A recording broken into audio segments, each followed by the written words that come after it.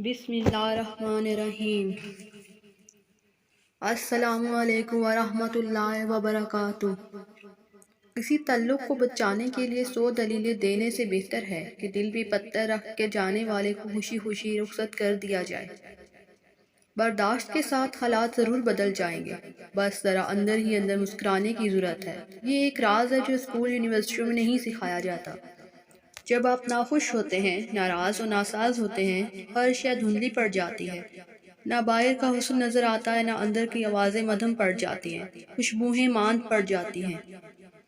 زندگی میں کوئی خوشی، کوئی رشتہ، کوئی جذبہ کبھی مستقل نہیں ہوتا، ان کے پاؤں ہوتے ہیں۔ ہمارا سلوک، رویہ دیکھ کے کبھی یہ بھاگ کر قریب آ جاتے ہیں اور کبھی آہستہ آہستہ دور چلے جاتے ہیں۔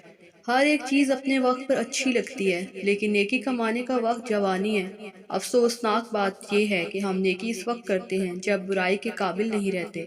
ہم اچھا ہونے یا اچھا بننے کے باوجود کسی نہ کسی کی کہانی میں برے ہوتے ہیں۔ انسان پر کئی طرح کا بوجھ ہوتا ہے۔